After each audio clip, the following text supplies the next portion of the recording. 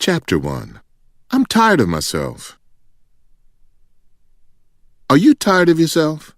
Are you tired of making the same promises to yourself, but are never motivated enough to see them through? Are you tired of making excuses for not making change? Are you tired of measuring yourself against others and falling short? Are you sick of telling yourself, tomorrow I will do something different, and tomorrow never comes?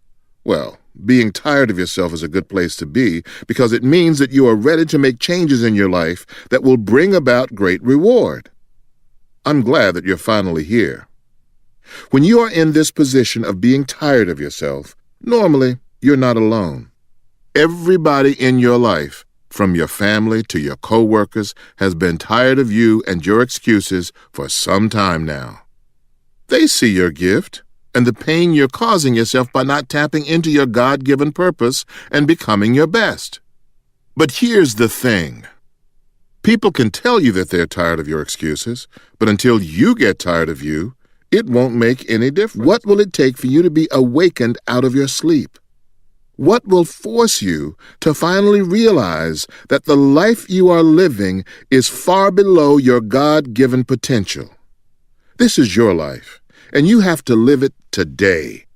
You cannot afford to waste another minute being unfulfilled, unsatisfied, and underutilized. Right now, and I do mean right now, is your moment to take advantage of the dreams, goals, and visions that you have held in your heart for far too long.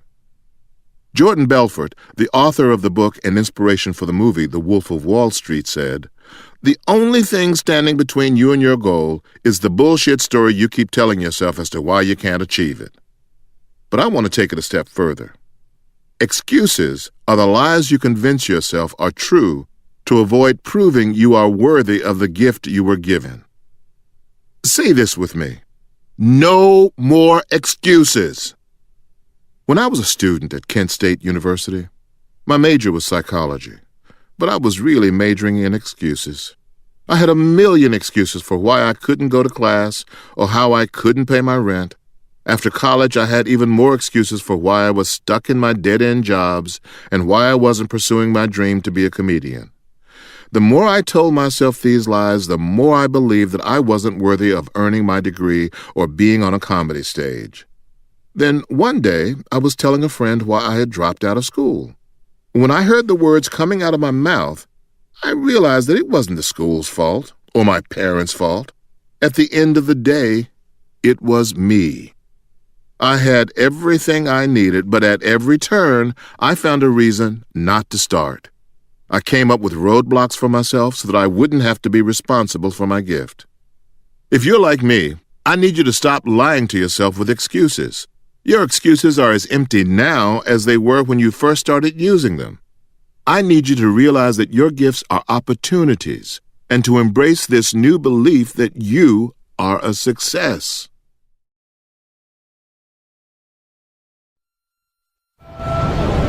Maybe it's my fault. Maybe I led you to believe it was easy when it wasn't. Maybe I made you think my highlights started at the free throw line and not in the gym. Maybe I made you think that every shot I took was a game winner. That my game was built on flash and not fire. Maybe it's my fault that you didn't see that failure gave me strength, that my pain was my motivation. Maybe I led you to believe that basketball was a God-given gift and not something I worked for every single day of my life. Maybe I destroyed the game. Or maybe you're just making excuses. The opportunity of failure stopped me from doing something that I truly enjoy doing.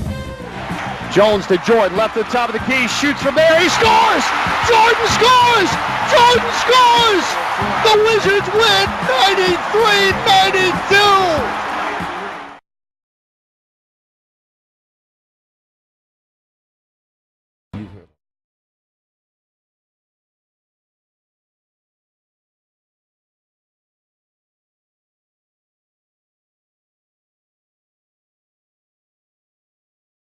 Holy, will you look at Karen Smith's gym clothes?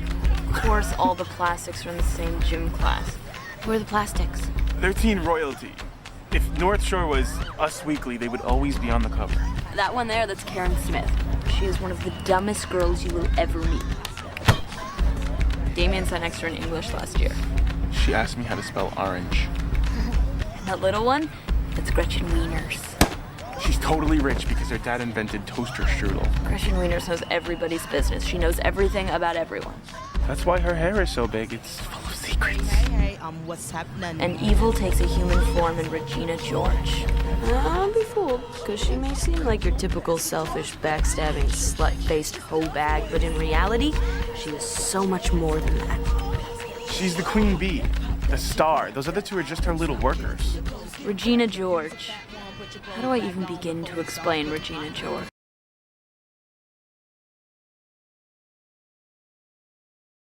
Having lunch with the plastics was like leaving the actual world and entering Girl World. And Girl World had a lot of rules. You can't wear a tank top 2 days in a row, and you can only wear your hair in a ponytail once a week. So I guess you pick today. Oh, and we only wear jeans or track pants on Fridays. Now, if you break any of these rules, you can't sit with us at lunch. Well, I mean, not just you, like, any of us. Okay, like, if I was wearing jeans today, I would be sitting over there with the art freaks.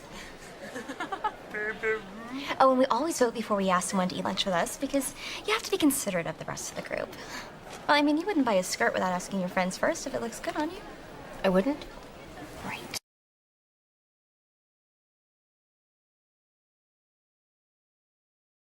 Wait. Sit down.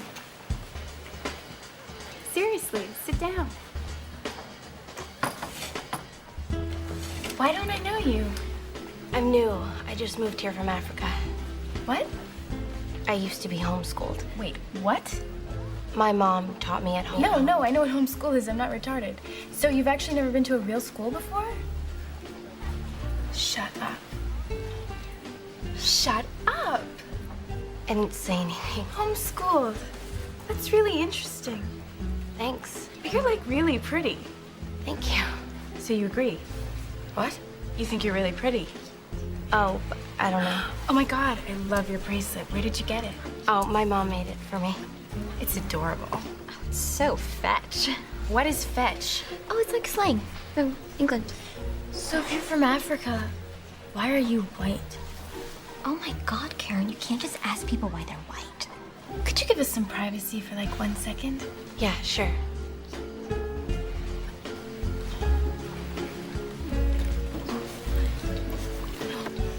Okay, you should just know that we don't do this a lot, so this is like a really huge deal.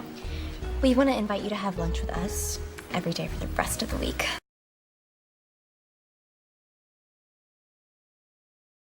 Get away with this again, okay? We're gonna do something. We are? Regina George is an evil dictator. Now, how do you overthrow a dictator? You cut off her resources. Regina would be nothing without her high-status man candy, technically good physique, an ignorant band of loyal followers. Now, Caddy, if we want this to work, you are gonna have to keep hanging out with them like nothing is wrong. Can you do it? I can do it.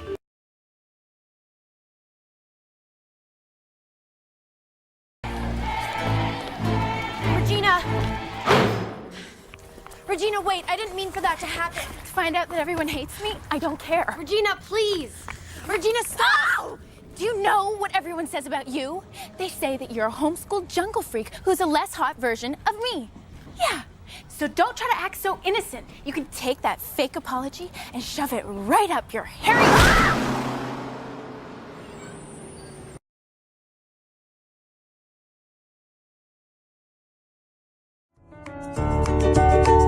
What is it about conflict that makes it so difficult to deal with, and how come good people can turn into such monsters in the face of conflict?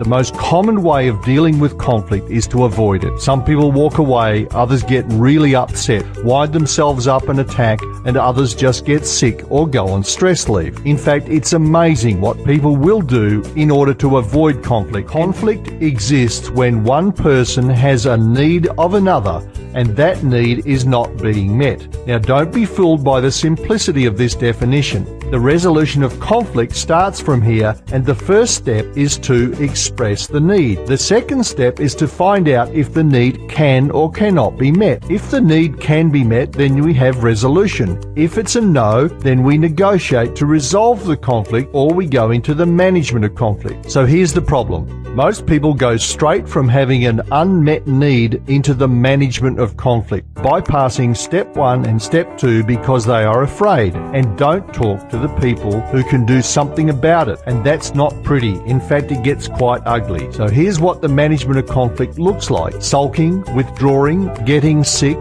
the silent treatment, backstabbing, gossiping, shouting, blocking, being aggressive, and getting angry. So the resolution of conflict starts with expressing your unmet need and then finding out if your unmet need can or cannot be met. If your conflict has escalated to the stage where it's too tough or sensitive or difficult to handle, then you really need to think seriously about involving a neutral third party to help you mediate the dispute, and we can help you out.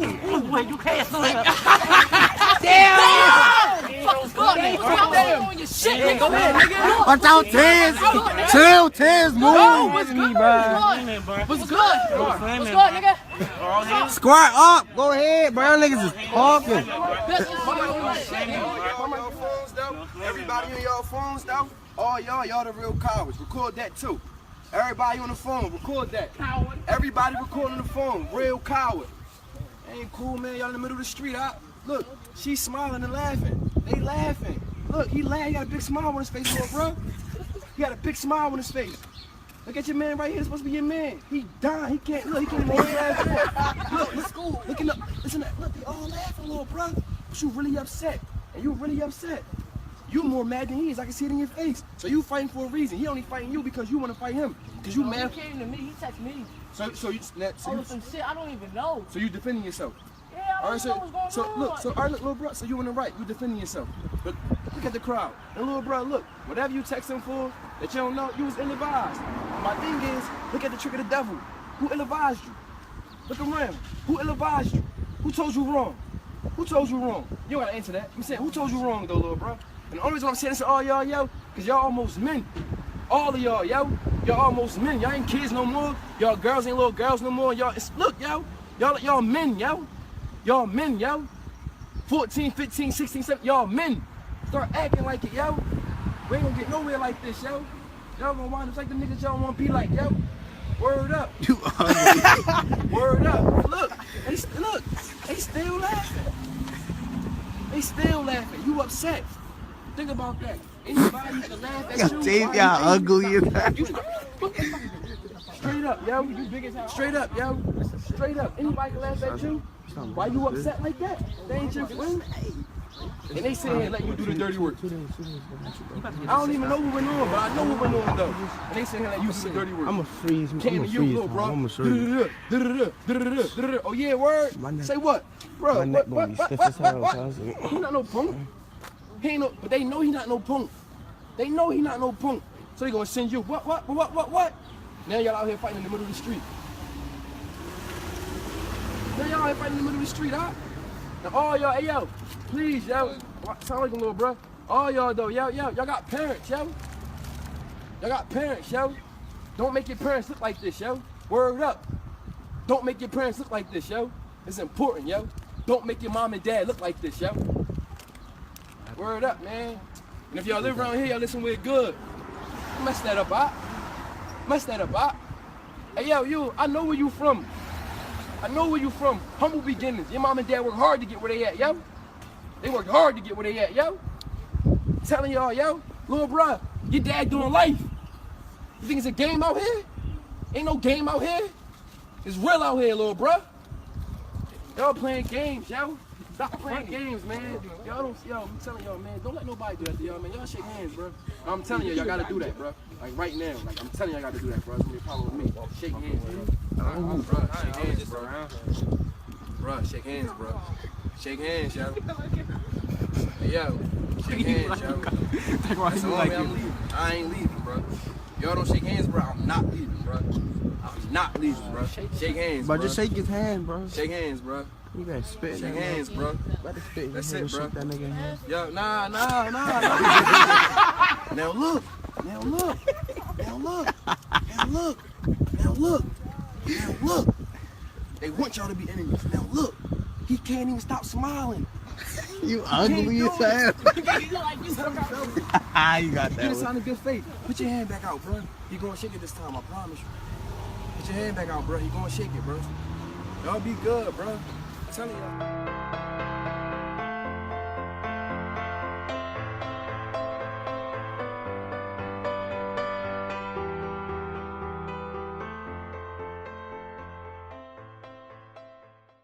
I would like to first and foremost give God all of the praise and all of the recognition, as none of us are in control of anything, not even ourselves. He's the one who wills everything. And after that, I would like to thank my mom.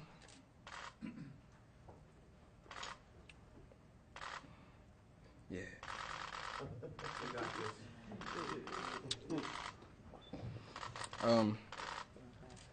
When I was young, we grew up in the projects. When I would get on punishment, she would make me read books, and I either had to write a short story or a poem. She made me read.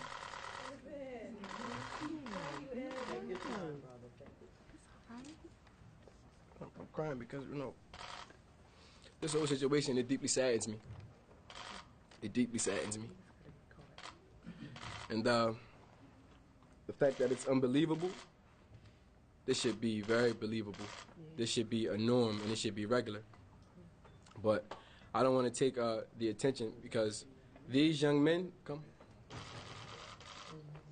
It's your turn. These young men,